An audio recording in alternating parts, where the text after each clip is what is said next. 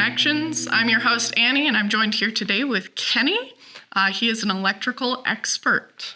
Hi, Kenny. How are you doing? Good. Good morning. How are you? I'm good, thanks. So tell us a little bit about yourself. Well, I'm Kenny. I've been with Action for, I want to say, a little over 3 years. We're coming on my 3-year mark. I started work with electrical systems since 2016. So it's really the only thing I've ever done. I kind of, right out of high school, went into the electrical system and fell in love with it.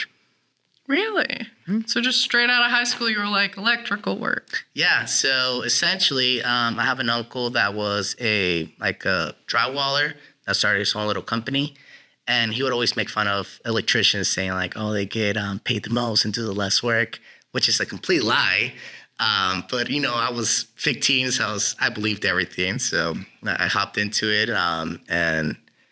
And I really liked the math behind it, as well as like the actual physics behind it. I feel like it went a lot with like the classes I outdid or did well with in high school. So when it came time to picking careers, I definitely hopped on this boat and it was like no turning back now.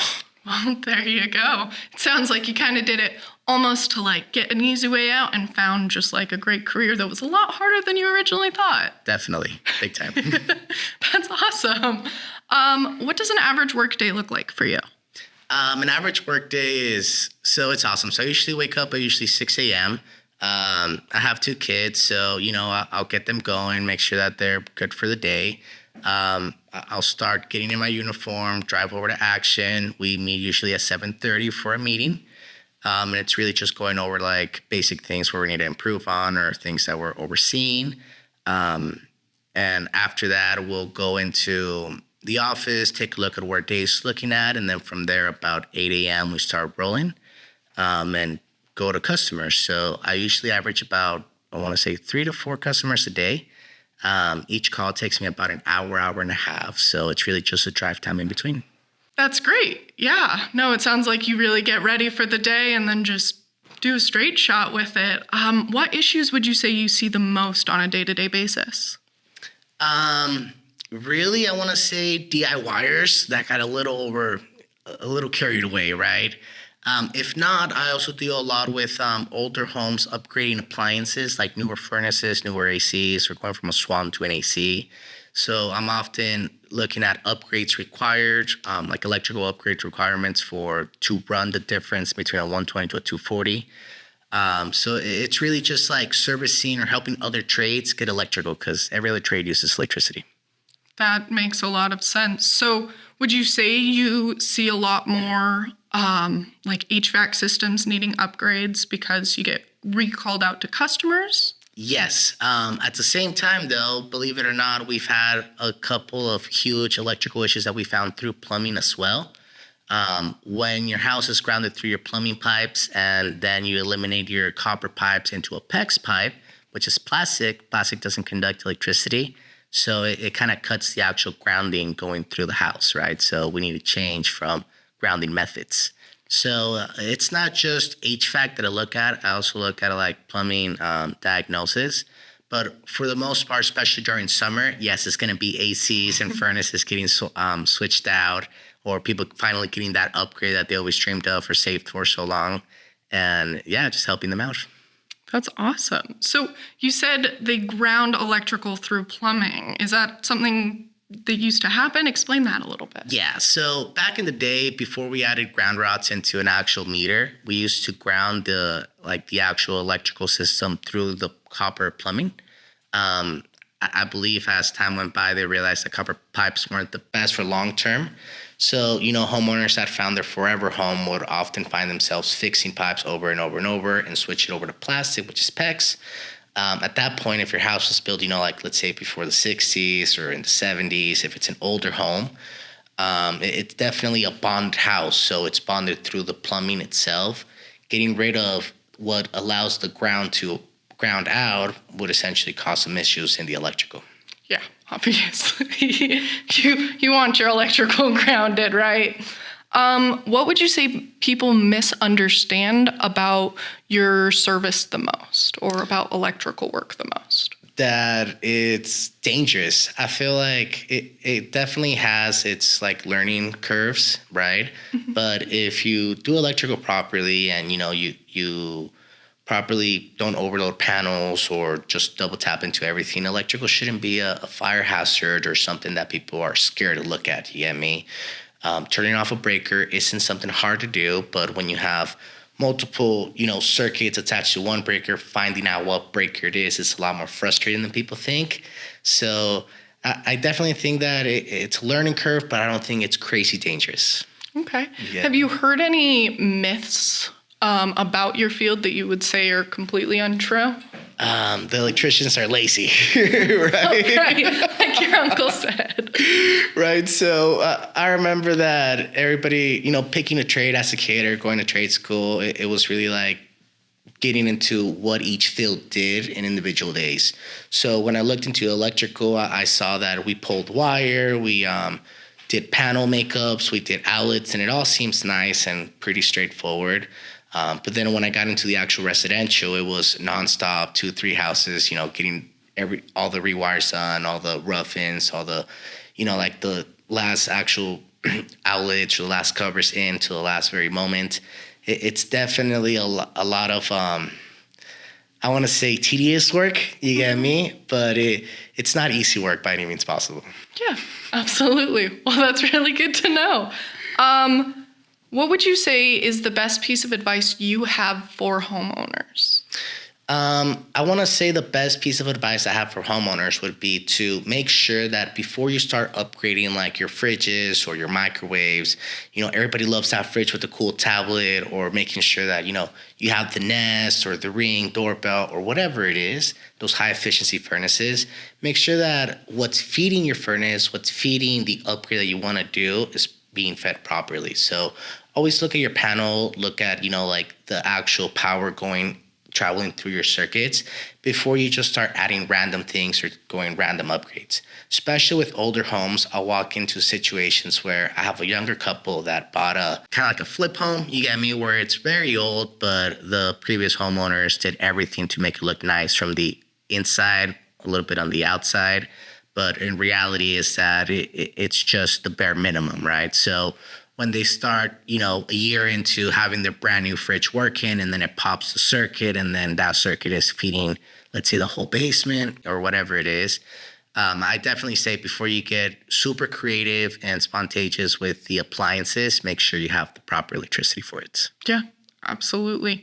So would your advice then be that every time someone's trying to add something kind of higher tech to their homes, to have an electrician come out and kind of look over what they have as far as electricity goes? Yes, exactly. Because if you really think about it, microwaves, like they weren't out in the 50s, in the 60s, or you get me, electrical stoves, electrical dryers.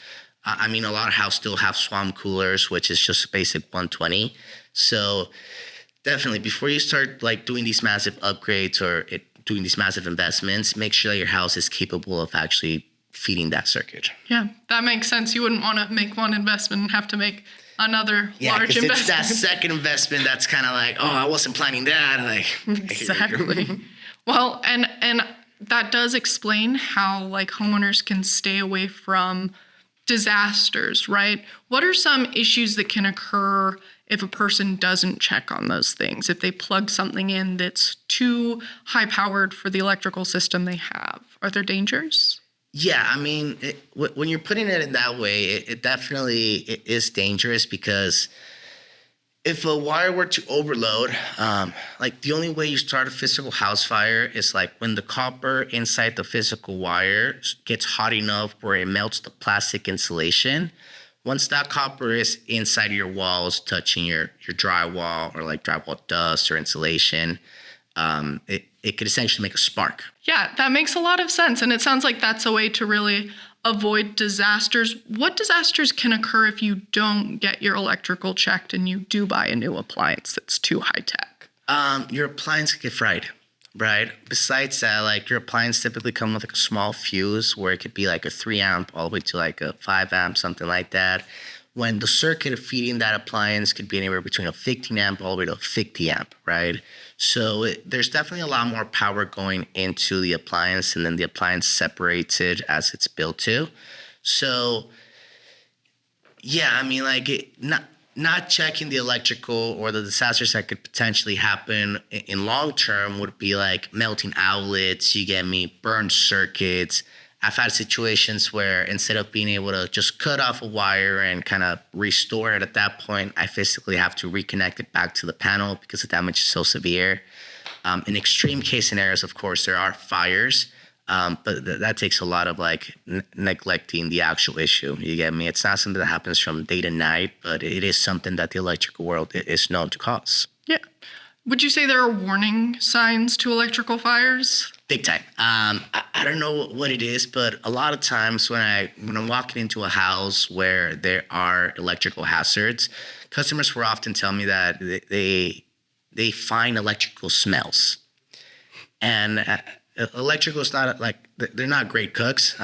So the only thing that really could create a smell would be melting plastic, right? So if electricity is getting to that degree where it's physically melting the outlet or like the housing where it sits in, or like even arcing into the drywall, that's where it could definitely get very dangerous. So would you say then if you're getting electrical smells, that you should call an electrician as soon as possible? Yes, please. Okay. Please do. That makes a lot of sense. You wouldn't want a smell to turn into something insurmountably worse. I mean, exactly. Electrical fires can cost you your home. Yeah. Perfect. I mean, that makes a lot of sense. What do you think is the most important thing for homeowners to know about their electrical systems? If it's grounded. Okay. If it's grounded or if it's bonded. Also, another very important thing is if they have a shutoff. So just like gas and water have emergency shutoffs, if there were to be an actual house fire, you want to go to the outside of your house and physically be able to turn off your house through a breaker. In a lot of older homes, you will not have that type of shutoff. So it's definitely a biggie. Okay. That makes a lot of sense. I mean, if my house is flooding, I turn off the water. If there's an electrical fire, I turn off the electrical. Makes sense. Right? What is one thing you've learned while working in electrical that you think every homeowner should know? Your lights flickering is not a normal thing. Really? Yes. A lot of times, as I'm starting off, I'll be told that, a fixture can go out bad, or an LED light could, just be something bad from the factory. If your lights are flickering, more often than not, it's because circuits are being shared and electricity is being stolen from the circuit that's feeding the light to feed something else. That could definitely change the ambient temperature going through the actual wire of heat going back and forth. So flickering lights, it's not a normal thing, right? Having one flickering light flicker once and then you replace the fixture and it flickers again, bad fixture. If it's a light bulb and you keep switching it over and over, or if it's a fan that you keep switching over and over, a lot of times we tend to find out there's a little bigger issue going on with the panel or a neutral bar or maybe a loose wire. So flickering lights, they're not supposed to flicker.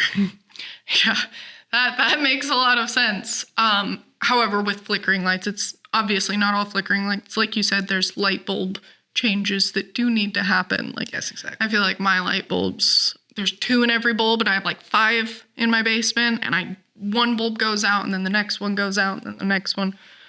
I'm changing light bulbs for the first 3 months of every year, I swear. But no, it makes a lot of sense that your lights shouldn't flicker like that. You'd think more people would.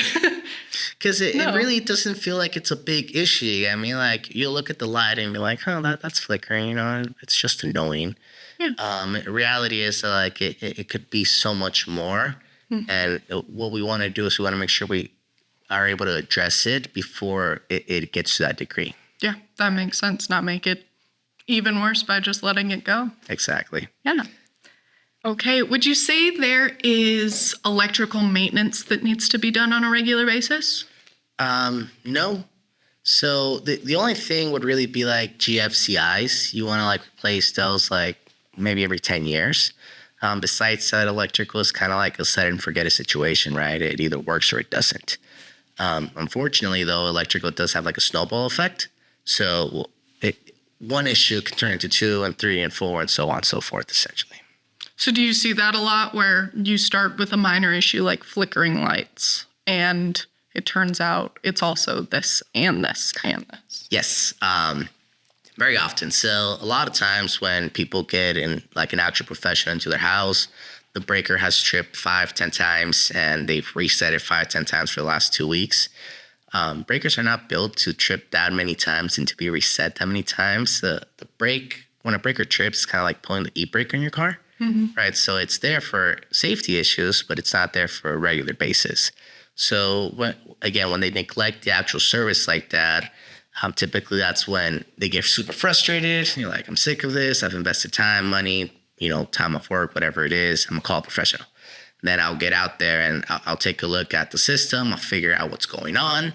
And then I'll take a look at the damage done by the actual homeowner, whether he was, kept resetting the breaker or, avoided it for so long that one outlet turned into 4, which turned into 2 bedrooms, so on and so forth. Okay. So on the breaker subject specifically, would you say there is a certain amount of times that a breaker is logically okay to go out? So I think they're built to trip between 8 to 12 times in their lifetime. In their lifetime? Yeah. Okay. Every breaker's a little different, but a breaker tripping is a good thing, right? It's not a bad thing. It's just how often it trips that could be a bad thing, right? It's when you have an issue with a constant breaker tripping back to back and then it stops tripping. And then you're like, oh, this problem is solved. That's when the real issue begins. You get me? Because at that point, there's no actual emergency brake to stop the overload. Okay. That does make a lot of sense, and that can lead to further disasters. I can see that. Exactly. What is something you would say only a licensed expert should touch on an electrical system? Your electrical panel. Whether it comes to replacing breakers or cutting up burn lines or adding new lines or whatever it is, I think that only a licensed professional should ever touch your panel because typically they'll have 100 to 200 amps and amperage is what kills. So if you touch the wrong place at the wrong time and you're leaning on metal or anything like that, it could be a big ouchie. Yeah. You get me? So panel for sure. Absolutely. That makes a lot of sense. Is there anything in your electrical systems that you would say a homeowner can DIY, do it themselves? Yes. So again, going back to the theory that electrical is super simple, black goes to black, white goes to white. I feel like one thing that most owners are, comfortable doing would be replacing outlets or replacing covers, maybe going from the white covers to one to match your backsplash in the kitchen. I see that happening a lot. One thing I also see is like homeowners ordering switches, like smart switches or really cool specific switches from Amazon, and then try to install them and completely mess up the wiring. So I suggest, replace the regular outlets if you want to, but make sure you turn off the circuit. Yeah, that makes a lot of sense. What would you say is the most dangerous months for electrical specifically? I want to say there's two parts during the year. Number one would be during the summer. So if you have a system that's currently overloaded and it's constantly tripping on you, once the summer hits and the sun is out and the temperature outside is physically hotter, the ambient temperature of the physical wire increases. So if you're already having issues with the breaker conducting too much electricity, and then during summer it gets hotter, it could definitely lead to, burning plastic, melting plastic, or whatever it is. At the same time, I feel like it's very dangerous to not have your electrical system work during the winter because electrical is responsible for feeding almost every other trade. So with plumbing, you kind of have the option of gas or electric. Typically, if you have electric water heater and your electric goes out, your plumbing can freeze during the winter. So it could cause another big issue, you get me? So mainly 2 parts during the year. Okay, that makes sense. And that last bit, it does also explain a lot of how one electrical issue can snowball into a lot more. Exactly. Yeah, absolutely. Okay, for our next section, we do have a bunch of customer asked questions. Okay. And I'm just going to read those off and ask you some of those, okay? Sweet. Perfect. So the first question we have for you is, can I replace my 15 amp breaker for a 20 amp? I get asked this question a lot, actually. Okay, so a lot of times when they get a nice new microwave, and it'll tell you in the instructions, oh, you need a 20 amp breaker, and you'll go downstairs and see it's a 15 amp.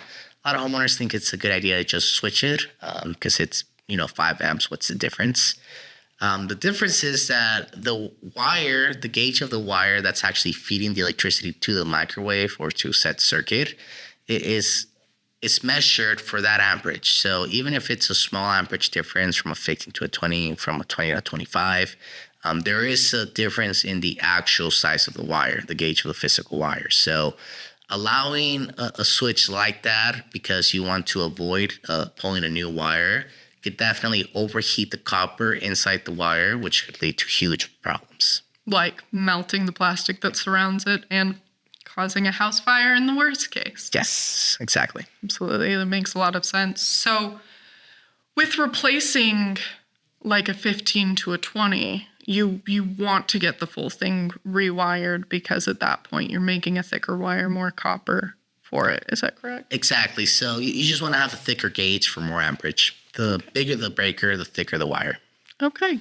That makes a lot of sense. The next question we have is, what specifically is a GFCI outlet? It's a ground fault circuit interrupter. Essentially, it's an outlet that you want to put within 6 feet of water. If the outlet were to get wet, it will turn itself off and turn off the outlets that it's protecting. Typically, water and electricity do not get along together, so they're often found in like laundry areas or kitchens, outdoor patios by the smoker, or whatever it is. You get me? You also have one under your panel, which surprisingly controls the garage, and that's with every single house. Really? Right? If you have your panel downstairs in the basement and then you've seen a GFCI that you just kind of buried with boxes or whatever it is, and one day your panel stops, like your garage stops working, that's a GFCI for it. If you don't have one there, you need to get one there. Yeah. So if you're piling things in front of it and your garage stops working, does that mean that there was water damage to the GFCI or? Not exactly. So a GFCI can also trip if there is a ground fault interrupter, right? So if the wires were to get loose and touch each other or touch metal or, touch ground, instead of allowing a constant well to happen or a constant arc to happen, we immediately shut off the actual outlet and not conduct any electricity past that point. That makes a lot of sense. Okay. The next question we have, should I be worried about outlets that don't work? Yes. So outlets is kind of like the day-to-day electrical use that we actually use, right? Besides lights. I really don't know that many owners that go into their panels once a month or, how you replace the filter in your furnace every 3 months, that they'll open up the panel, like the cover on their panel or look at their outdoor meter every couple months. It's not a usual thing, right? So the outlets is kind of like what will allow you to properly diagnose or see when an issue is approaching, right? If an outlet stops working and it did work, there's a very good chance there's a reason behind it. If the outlet is attached to a circuit that's feeding multiple outlets, that's where, denying it or kind of like pushing it back could set other outlets to go out. So usually the sooner you get to it, the sooner you address it, the cheaper it is. Okay, that makes a lot of sense. So what if I move into a home and there's just always been an outlet that doesn't work? Should I still get that checked? Yes, always get it checked because the chances of having an outlet or having an electrician that just left an empty outlet are very slim. We have a blank cover that essentially will allow us to have a junction box in the wall with nothing in there but just wires junctioning in and out, right? So if you think that, hey, that outlet's dead, but it's never worked, it's probably just a junction box, I promise it's probably nothing. That makes sense. Which leads me to the question, I do see junction boxes in some homes. Does that make it easier to get an outlet installed? No. So, again, it really goes back to what you're going to use the outlet for, right? If you want to get an outlet by like your bed frame and plug in your iPhone, there really isn't that big of an issue with piggybacking or daisy chaining from a different junction or a different outlet. But if you're getting an outlet to plug in your new microwave or plug in your furnace or plug in your humidifier to the furnace or any type of upgrade to you did to your water heater or furnace, a lot of times those little upgrades pull a lot more like actual amperage than you think. So having a dedicated line going to there would really be the best thing to do. Absolutely. That makes a lot of sense. We talked about it a little bit, but in depth, what are the reasons my light would flicker? So there could be a couple of reasons essentially, right? I've seen, a brand new light just blow out. I replace the light and it's good to go. Other times, depending on the type of lighting system you have in your house, it could just be bad light bulbs, or the amperage in your light bulbs are not matching the amperage traveling through your light circuits. There are different types of light bulbs, right? So that's something that I found out recently. And besides that, when it's kind of like going into a little more severe reasons, into an older home or kind of like a long-term issue, it could be sharing circuits. It could be your neutral burning up. It could be that you found a junction that you ran a new line to and didn't know how or where, but it connects your upstairs lighting.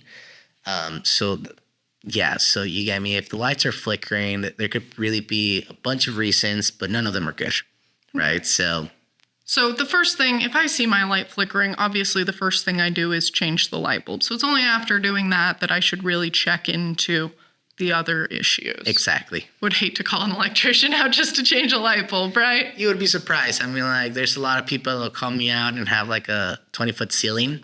Oh. And there I am going up there changing the light bulb. So it's really, like, we're here for any type of job, whether it's big or small. Okay. Recently, on the topic of light bulbs, there's been a boom in like the LED light bulbs that you can change the color of your room. Are those at all dangerous to old lighting fixtures? Like an app on your phone, or what do you mean? Yeah, so you'll have a light bulb and you can just put it into your normal lights. Obviously not like can lights or anything like that. Gotcha. Maybe even can lights, but it's just a light bulb. But there's a connector on your phone that you can get on. You can change the LED color or anything like that. Well, I would strongly suggest to read the actual like envelope or the box that it comes in. It'll let you know what type of amperage you need. It takes a little more study behind it, but I don't think it should be a big issue with newer homes. If your house is not grounded or if your light bulbs are running on like knob and tube, I think you're running into a lot bigger issues for sure. But if your house is like newer, on the newer side, like let's say like 2005 forward, 2010 forward, it's too new to have the type of issues, right? So be cautious with older homes. Be cautious with older homes, yeah. Be cautious with how creative you get with those appliances. Sounds like a good just rule of thumb for older homes. Our next question is, what is tripping my circuit breaker? What's tripping your circuit breaker is essentially, again, a couple things, right? So it could really be that brand new heater that you bought from Home Depot to kind of keep your feet warm. Or it could be that the circuit is overloaded. Or it could be that wires got loose and are some way touching each other or grounding out. A trip circuit, either way, is a lot more severe than, just like some loose outlets or some flickering lights. If it's to the point where it's tripping your physical panel and it's not allowing you to reset it or just constantly keeps tripping on you, there's a bigger issue, right? So get an electrician out there to properly find out what's going on. Absolutely. Yeah, that makes a ton of sense. I think calling an electrician if you're having electrical issues is pretty good rule of thumb. Why is my light switch hot? So that will be for, again, a couple of reasons, right? So if your switches are very old, like let's say your house was built in the 50s or the 60s, typically I recommend those switches or those outlets to be used for about 25 years. After that, it could essentially get very old. The switch is not an expensive part. So a lot of times the switch itself could heat up and cause the plate that's plastic to heat up as well. If the heat is on top of the switch, kind of like where the drywall is, then those are your physical wires heating up, which is a lot more severe, right? They're both heating up, but it's totally different approaches, because if it's just your switch heating up, it's an old switch, replace it. Again, if you neglect it and it has a snowball effect, falls into the circuit, that's when you're actually getting into rewiring the circuit or redoing the last daisy chain. Perfect. Yeah, I'll remember that one. Our next question is, can I DIY electrical projects?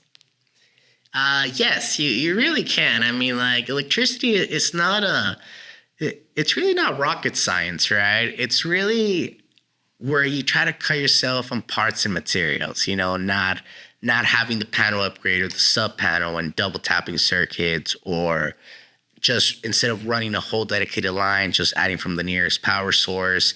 So I definitely think that like electrical, it's not as dangerous as people said it to believe if it's done right. So there's a lot of people that will DIY a lot of things.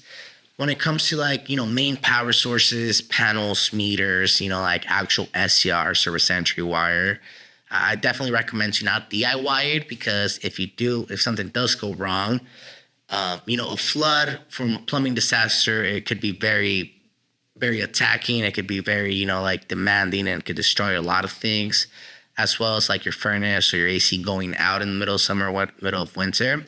But if there were to be an electrical fire, it's an entirely different approach. I mean, there's no like restoration. There's no like, let's dry this up. There's no like, let's rent a hotel so we're not so hot or cold.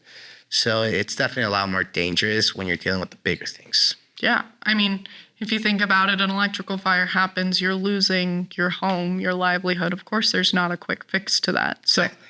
Avoiding that at all ends would be a great idea. Exactly. Yes. Our next question here today: how do I know if my breaker panel is bad? Breaker panels are usually built to last, right? So if your breaker panel is bad, typically it's because it's over 40 years old. Even at that point, I have seen a lot of breaker panels go past 60, 50 years old. So it's really just like what you're adding to the house, right? There are some panels that are like on recall. There are some wiring or types of wiring that's on recall from like NEC or whatever it is. But for the most part, a panel doesn't just go out on you, right? There has to be a lot of negligence on the actual work of the electrical for a panel to physically stop working, right?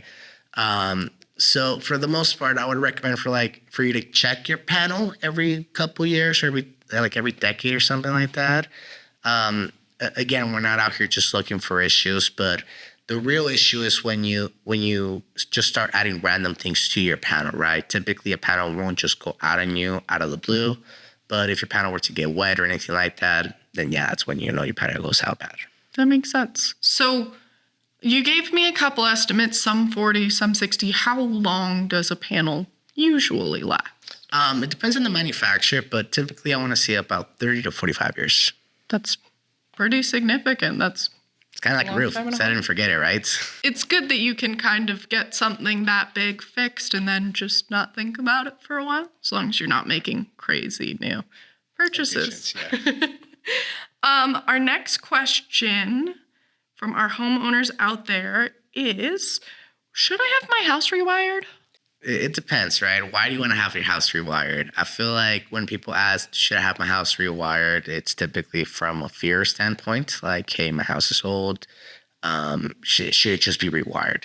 Not every house should be rewired, but if your house is not grounded, if your house is aluminum wiring, if your house has, one circuit feeds the entire basement, maybe you should add more circuits, but not quite rewire it. So if you do have concerns or like, there's something like raising eyebrows where should I rewire my house? If you're like neighbor rewired and the house was built the same year you were, like your house was built, call an electrician, have them take a look at the circuits, have them take a look at the panel. A lot of times you'll be surprised. Yeah, about whether or not you should. Do you think you find a lot of people who think they should and don't need to? Big time. Okay. Big time. That comes with, when it's just adding more circuits to the actual basement, right? So a rewire, from where I see it, would be like me physically pulling out drywall and redoing every single outlet, every single wire going from outlet to outlet. New circuits would be for me to essentially separate lines so that way you're able to plug more things in without affecting just one line, right? So there is a difference in it. But for the most part, most of the times when people think they need a rewire, a lot of times they don't, right? But there is times here and there where you will need rewires. Yeah, absolutely. And I feel like a lot of people think rewire when you think additional circuits, right? They think additional circuits is a rewire, but they are different. So when They're you're a little different, yeah. calling an electrician, you're like, I need a rewire. And in reality, you just need to split some things. Exactly. Definitely. Yeah, no, I will keep that in mind when I need to rewire my house, right? The next question we have is, should I upgrade from 100 to 200 amp service? Yes, I think so. So the real reason for the upgrade would essentially be to be able to conduct more electricity to your house. So if you have a split home where you're renting the downstairs, and you have a mother-in-law apartment, you want to have multiple kitchens, multiple washer dryers, or by any means just have a big family and maybe want to add a pool in the backyard, or you have multiple RVs or whatever the case scenario is. Definitely, a lot of times I find out that people need more electricity than not use it all completely, right? So the more electricity you have, always the better it is. And it's like the new law. So National Electrical Code for, I believe, 2023 requires new construction to have 200. So it's really like moving forward with like smart appliances, Tesla chargers or whatever the case scenario is. For the most part, you will need a little more amperage than just a basic 100. Does that require rewiring? No. So getting more amperage into the house does not require an actual rewire. It just requires a different meter head. It requires a newer panel, a newer SCR, to day and night difference. Okay. That's good. At least you're not going through tearing down drywall, right? Yes, exactly. Why are some of the light switches in my house not connected to anything? Like when they're flipped on and off, nothing happens. For the most part, it's typically when it's an older home when I get asked that question. And it's due because back in the day, we didn't have like overhead lighting, right? So people would have constant lamps in their living rooms and leave them plugged in, leave them on, and then turn it on with a switch. That switch will control like part of your actual outlet. I'm gonna say half of it, the bottom half of it, or the top half, where you will control the electricity through the actual switch. A lot of other times you'll have like a bad three-way where people just didn't wire properly, and you're like, you know what, they should have really added a switch over there when you're walking through the living room into the kitchen, and the living room's connected to the outdoor. So if it's not a bad three-way, it could essentially just be like an outlet or half of an outlet, right? If it doesn't control anything, but all your outlets work and they're not usually like controlled by a switch, possibly means that somebody upgraded at some point and it did do that, but now it doesn't connect to anything. That makes a lot of sense. I'll keep that in mind. I know my like childhood home, I think it was just wired horribly wrong. When we got into the house, a lot of things were DIY'd, but specifically my bedroom, the light switch, there were two, and the light switch controlled the outlet, but the other light switch did nothing. So. Huh. That's definitely a little weird. Definitely get that checked. Yeah, no, absolutely. See, that's kind of like the thing with electrical. It's kind of hard for me to tell you like over the phone or without physically looking at it, what's wrong with it, because there really is just about 5 to 6 different answers for just about every single problem. Yeah, that makes sense. You have said in most of these questions, well, it depends, right? Exactly. Our next question, though, is, and we've talked a little bit about it, but what are the biggest warning signs of electrical failure? Breaker's not tripping. If you constantly had trouble with the breaker tripping and then it stops tripping, you didn't do anything different, you didn't fix the actual issue, it's just getting worse, right? Another thing would be lights flickering. I want to say besides that would be losing constant power to the house or half of the house, portions of the house.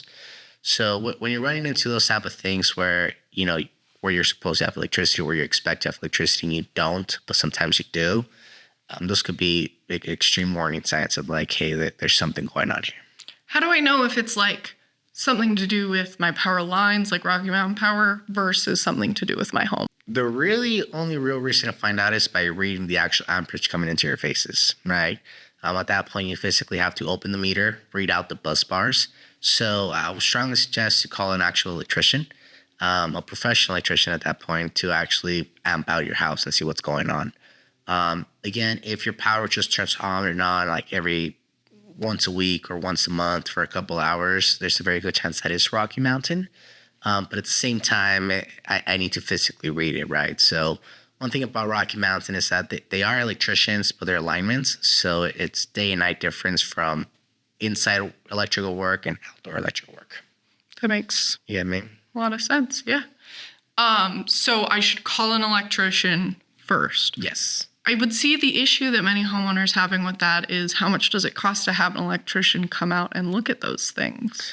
I mean, like when you're dealing with smaller companies, I often see them charge like a dispatch fee or like service fee.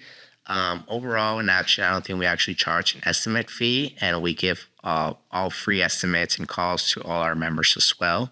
So I don't think it's like, like once you are an actual Action member, feel free to give me a call for just some coffee or tea. You get me? I'm there to talk to you. I'm there to explain whatever it is. I'm there for the project that you want to know about it, but you're not quite ready to invest on. I want to point out all the little issues before you get invested into it. So then that way, halfway through the investment, you don't have to put everything on pause for so long while you're figuring out the budget change. You get me? Yeah, absolutely. That's good to know. Free dispatch fee. You'll come check if it's Rocky Mountain Power's issue or mine. Exactly. I mean, we don't charge to just figure out. We're here to solve issues. I like that. Our next question here is, how do I know if I have enough outlets? So the rule of thumb would be you want to be able to plug in anything like a vacuum or whatever it is within 6 feet. So in a bedroom, if you stand in the middle of the bedroom, you want to essentially be able to plug in at every point. If you only have 1 outlet per bedroom, 2 outlets per bedroom, that is not a good thing. If you only have 2 outlets in your whole kitchen and your fridge is plugged into one of them, that is not a good thing. So a lot of times if you have, 20 surge protectors or 3 extensions plugged into extensions to feed your really cool like computers or gaming systems, I promise you those were huge investments. Last thing you want to do is overload it and physically burn out the inside of it. Yeah, maybe. So get more outlets. Get more outlets or more circuits. That makes sense. Yeah, my bedroom has 1 outlet and it's on the side of my bed. So my TV can't be plugged in. Oh, man. I think we need to visit your house. I think my house might be like in trouble. You don't have a service fee, a dispatch fee, so. A dispatch fee, call action. I keep my TV in the living room. It's fine. Our next question from a customer is my panel dangerous? Your panel can definitely be dangerous. From my experience, a fire often starts in a panel or often is found from the panel. So yes, if there is something dangerous in the electrical world, it's going to be your panel and your meter. And that's something only a professional should touch. Yes, exactly. Absolutely. How do I know if my house is not fire safe? What do you mean fire safe? Like if it's not at risk of a fire? Yeah. Typically people know. You get me? Like if everything worked great for 30 years and then you got a really cool RV and then things are just acting weird, it's because there's a fire issue, right? So electricity, it doesn't require maintenance. It's one of those things that either works or it doesn't. So when it stops working, there's a reason behind it. A lot of times we will find out that it's wear and tear through like bus bars or meters or whatever it is. But for the most part, if there's a dangerous behind it, like if there's a dangerous situation, like a fire hazard, you know about it. You get me? Your outlets are smoky, your outlets are super yellow. You have 1 crispy outlet on the side, but everything else looks nice and white on the edges. So those are definitely ways of like discoloring essentially. So if the wire's getting too hot or if it's arcing, it'll discolor drywall, discolor physical plates or outlets. That'll be a good sign to know if your house is like being overloaded. Yeah, no, that makes a lot of sense. I'll keep it in mind. Make sure none of my discolored outlets exist. Yeah, now there are some like light almond outlets, so if they're all yellow, there's a very good chance they were like made that way. You get me? But like specifically yellow around the points of entry, that's a bad thing. Exactly. Like I have like little like, arc flashes, little like marks will be like gray or black on the side of it. If you try to wipe that off and you wipe it off every so often, don't wipe it off. Give me a call. Okay, so don't wipe it off. Make sure to call someone because it's not safe. Exactly. Yeah, smudges on your outlets, bad idea. I actually had one time a customer get a baby wipe and start wiping them out. That was a very bad idea. Tripped all his circuits immediately. Because it's a baby wipe? Because they got wet, right? So, What'd you end up having to do for? at that point, the physical outlet was wet, so I just had to replace them. So he woke up on Saturday morning and was like, today is cleaning day. Got to scrubbing the walls, scrubbing the outlets, scrubbing the ceiling. I mean, I've never scrubbed the ceiling in my house, but to each their own, you get me? And he was like, I had everything plugged in. I had my vacuum, and then it went kaboom, and then nothing works, bro. So I started testing everything, and I'm like, why are these like wet or soaked? It's like, I was cleaning them. And I went back to his panel, and I saw, and I was able to reset everything, but because the outlets were physically wet, I just had to change them. Just did it again. Are solar panels a good addition to my home? Ooh, one of the best, right? So I often find people having solar panels in, like just civilized neighborhoods. But a lot of times I see that daring guy that buys a cabinet in the middle of nowhere and goes completely off grid. Solar panels definitely can help you with that. It also helps you cut down your electrical bill. It's a pretty big investment to begin with, but I mean, there's an end and a beginning, right? When you're looking at your electric bill, it's just an ongoing nightmare till you stop using it. Right. So I definitely think that it's a great investment, especially if you like the high tech things, if you like that Tesla charger, if the Tesla charger you have is too slow, but your neighbors charge us in 2 hours, it helps a lot. Yeah, I mean, there's for sure, but it's a great addition to have. Can you find like good solar panels? Like my dad has solar panels. He's got like a 1-1. Are most solar panels like that or? So the way you're able to figure out how many solar panels you need are by getting like the last 6 months of your electric bill and measuring out how much amperage you use from month-to-month basis. At that point, I'm able to calculate how many solar panels, how many like actual amperage each solar panel produces, and then able to count it out, get you about 15% extra just in case there's like that one party in the weekend, and kind of go from there, right? So it's not just like, so I'm going to throw 5 up there, I'm going to throw 2 up there. It's more of like a history, studying the history of the house. You'll be able to appropriately put what the house requires. That's why you'll see some solar panel roofs where they have the full roof covered and some are only one side. Exactly. Typically, the people that have the full roof colors because they have like the grandma, the auntie, the cousin, they're all living in the same house. And they're all using all those outlets. Oh, yeah. Next question. How do I know if I can get a ceiling fan in my bedroom? You can get a ceiling fan at any time, right? So, I mean, worst case scenarios, if we don't have direct access, we have to cut drywall, which is very unfortunate. When you hired Action to cut the drywall, hire an electrician, we cut stud to stud. So we're able to like put it back up to the studs for you, nail it back on, but we don't do like the mudding or like the physical taping behind it, right? But besides that, if you have like an attic access, you can get a fan at any point. Now, it doesn't mean that the light in the center of your room is equipped to have a fan because fans are heavier than a regular light fixture. So believe it or not, when they built the house, they took the accounting of like how much the fixture would weigh. So they put a small plastic box. When you're upgrading to, plus 6 pounds, plus 10 pounds, you want to put a physical bracket that's metal that attaches to both studs, right? So it's a little different approach. Don't just put a fan in a random place because it will fall on you.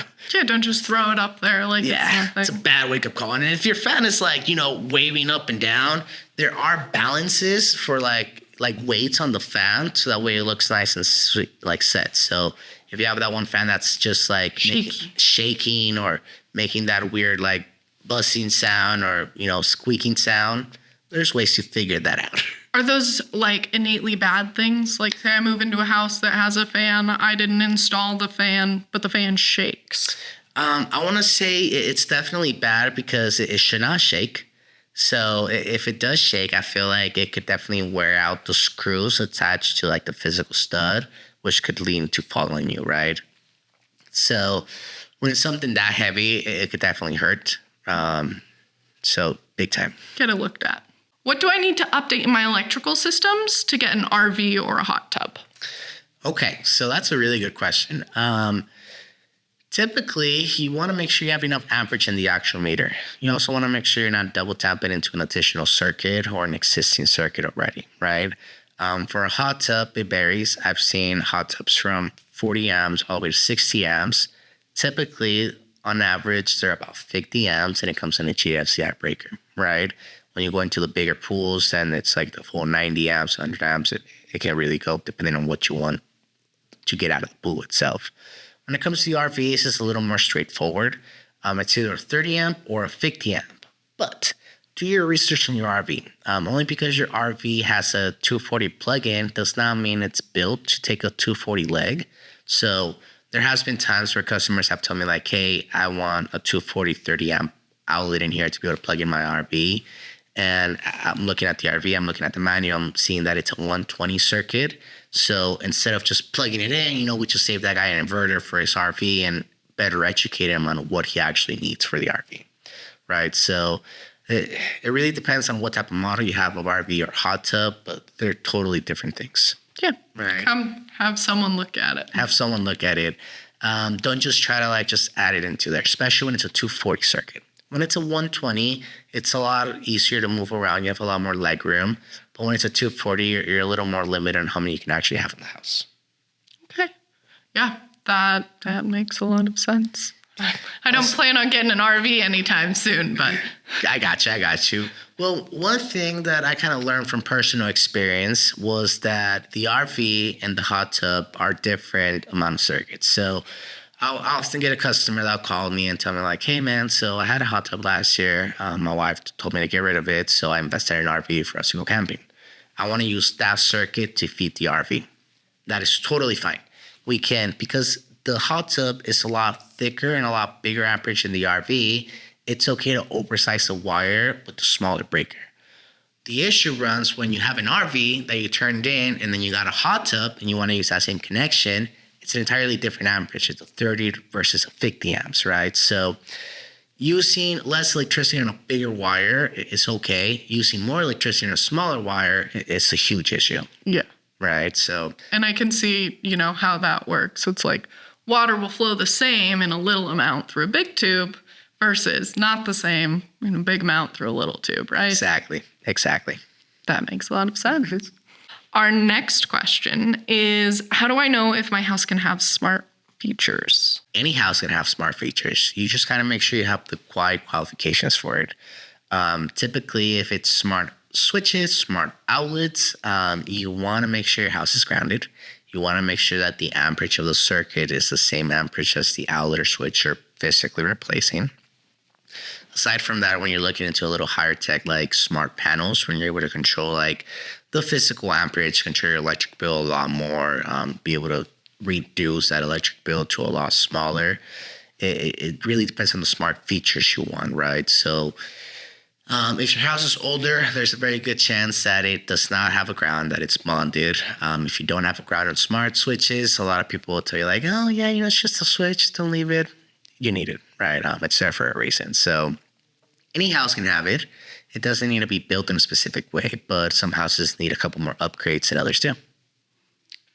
I can see how that could be an issue. Exactly. Absolutely. Next question. When is the appropriate time to start my electrical project? I want to say the best time to start your electrical project would be January, February. I want to say after February, people start loving hot tubs. I don't know if it's tax season or what it is, but as soon as March hits, we are booked with RVs, campings, with hot tub hookups. We're hooked with just about everything. At that point, it's very hard for me, to look into a project that needs my immediate attention. For an example, a bad panel, a bad switch, and pull the proper permits, do the proper inspections, and that can take me time, days, weeks, if anything. So I want to say that you definitely want to do the actual electrical in the beginning of the year when it's a little bit slower, but also when you're using action, use the home shows. You get me? The home shows are a great time to actually use like the best deal in town. We're very competitive. So we have home shows in January. We also have them in March. We just had one pass. And I believe in November. October. There you go. I've only been to We're about 12. We're going to restart that. I'm not supposed to know. Just about 12. But it's also a great time to get information on what it is that you want to do. But I definitely do not suggest you start your electrical project midsummer because typically just about everyone is booked out, right? So when you book for like an electrical project for summer, it's something that you typically want to use during summer. Last thing I want is to, having you make a huge investment that you're not going to be able to use till next summer. Yeah, absolutely. Obviously, you'd want to start in the slow season. I imagine there's also better competitive pricing if you're on the slow side versus when everything's backed up. Yeah, so I don't want to say it's competitive pricing. I want to say it's just like supply and demand, right? Mm-hmm. So if we're able to have the parts for you immediately, the prices should all be pretty exactly the same. When the parts are, 3 to 4 weeks out and, we have 10 customers waiting for that same part, it gets a little more supply and demand, of course. Yeah, absolutely. Well, our final question for today is, can I have a freezer and fridge inside my garage sharing the same circuit? That's funny. I get that question. I get asked that question all the time. Do me a favor. Go to your panel downstairs and look at your kitchen circuit. Your fridge is on a dedicated line, right? Your fridge has its own little breaker. I don't know at what point people realize that having a fridge outside in the garage is a great idea. I have one in my garage, but you need to have a dedicated line, right? It's very inconvenient to have your garage not work and your circuit be fried because if your car is stuck inside your garage as you're trying to get out, you're wasting time, losing work, losing money, and waiting on me to actually get it fixed. You get me? So I definitely suggest that if you are going to have appliances in an area that's not fully designed to have appliances, make sure that the electrical is actually appropriate for it, right? Because when we build the garages, we build them with the intent of storing cars, not storing the actual fridges or freezers. So you can definitely have them. It's a great space to have them, but make sure that you're not doing any damages as you're trying to actually create like a better result or a convenience for you. I mean, yeah.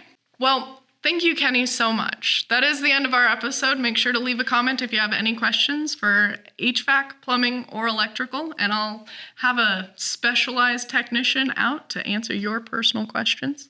Thank you again so much for taking action. It was great making connections, and have a wonderful day.